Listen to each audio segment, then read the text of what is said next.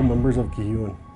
This is the end of week 5 of our state of local emergency as we move through the challenges of this pandemic. Today we are sending sincere condolences to those who are mourning the loss of Gary Raymond Gladue and Dwayne Gadwa. These men leave behind loved ones who are especially challenged by the current social distancing practices in place, as we must follow the new protocols regarding funeral services. Public health orders restricting mass gatherings to protect Albertans' health and limit the spread of COVID-19 are in place, and this includes funerals. Kelly Trzanski, Funeral Director of Northern Lights, is a compassionate guide for families and works with them to ensure their safety with compliance. Only 15 people may attend the funeral when it takes place.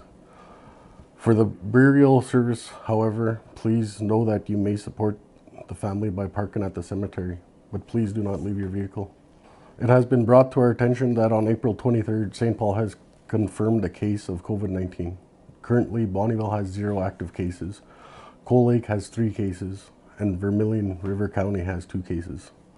With this said, I'd like to remind everyone to stay home, travel only for essential purposes, and continue to practice safe social distancing.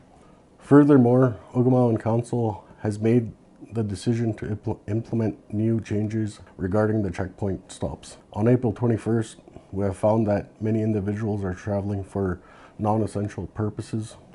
Travel has gone up in the community by 66% since the check stops were open.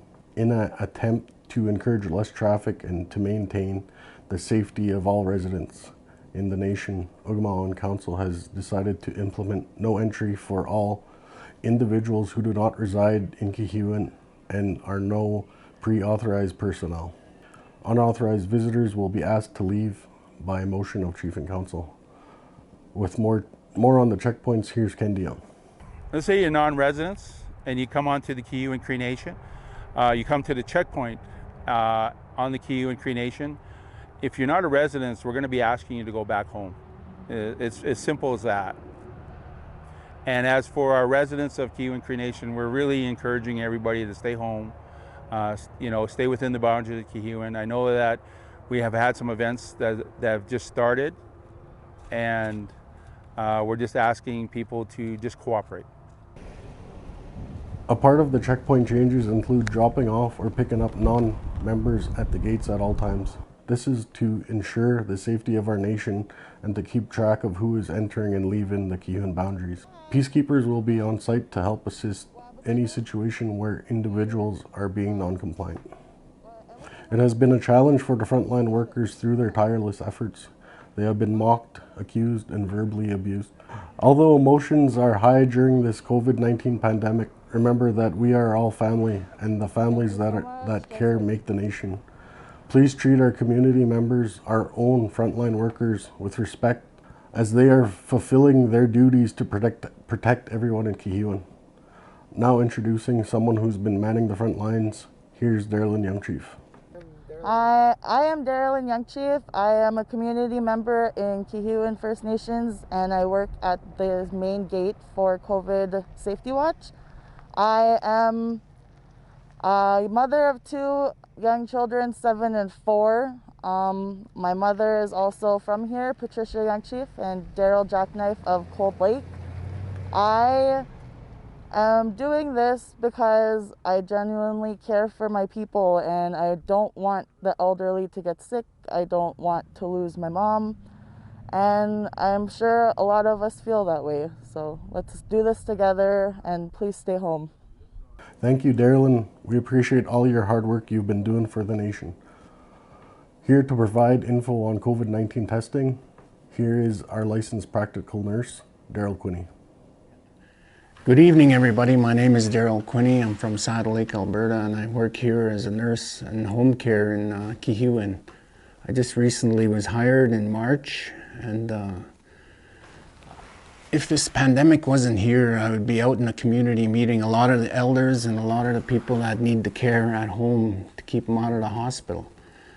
And with the way that things are now with this pandemic, that we have limited contact with people, and we are sociable people, and that's really what I miss too, also myself. And when I go home, I take my work with me. It's where I protect myself and my family from going out.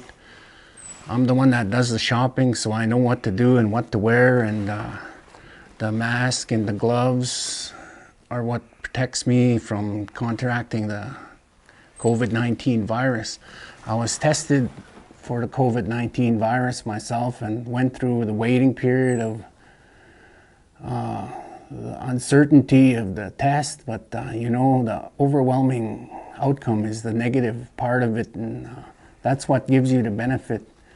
But you know, we're working here at Kehewin now with everybody else in the community to have a pandemic approach to what we're going to have to do in the future here. Like 90% of the peoples will have fevers and dry cough, 80%, and about 20% will have shortness of breath. And then there's the 10% that'll have a runny nose. And the working in pandemic thing is a working in progress. We're working with the EHO from out of Edmonton, Health Canada, to give us the okay for our site that we're going to have. There's a difference between self-isolation. That's usually when you have these symptoms, you go into self-isolation and you wait a little while, and then you wait for 10 days till things pass. And if you do have a test and it does come back positive, then you go into a self-quarantine where you can still do it at home if you have the facilities where you can use your own washroom, have somebody cook for you, leave it there, and you do that for yourself.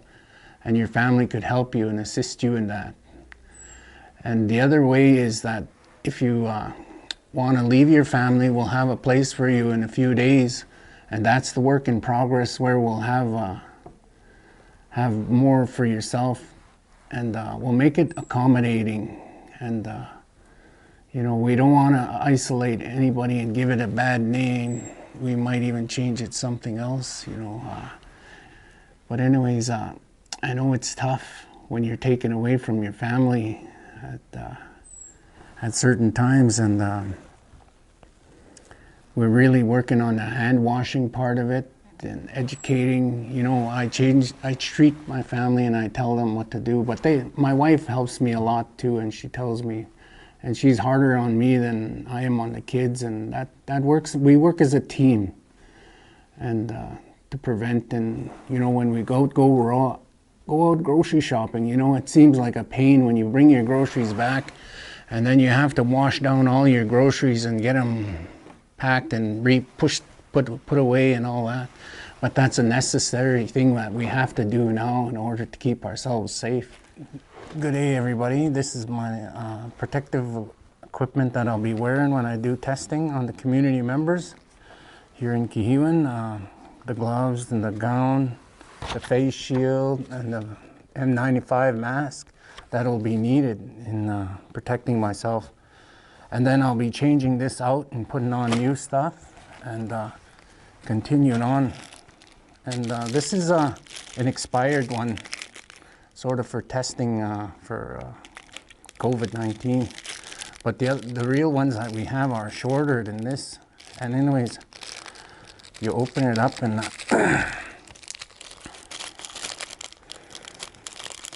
my assistant Vanna's not here today, but anyways, I'd open it up and I'd peel it down and I'd unscrew this cap, pull this out, do a nasal swab if you're able to do a nasal swab, or now they recommended since Sunday to do a throat swab.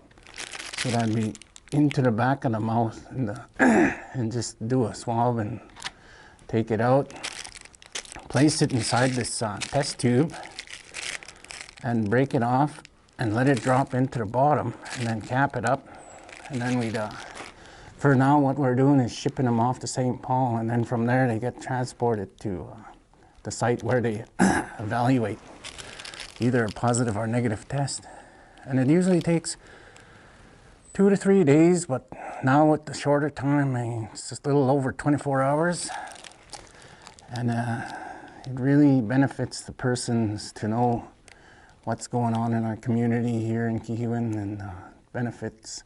You know, a lot of the people, well, I'll just say a lot of the people will not really get sick, but maybe a few will, and even if one person dies, that's too many.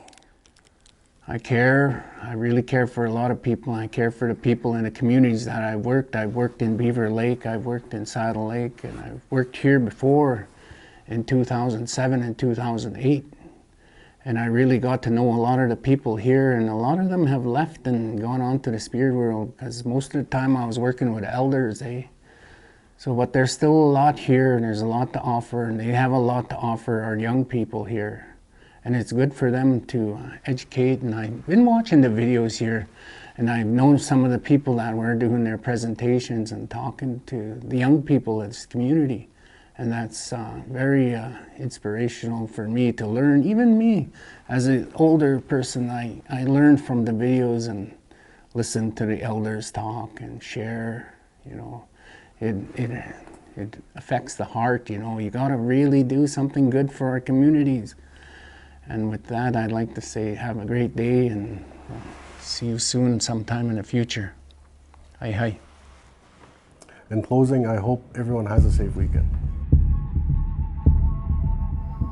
For any updates, information, or if you have any symptoms of the COVID-19 virus, please call or text the Kehewin toll-free helpline 1-833-Kehewin, 1-833-534-3946, or visit www.833kehewin.ca.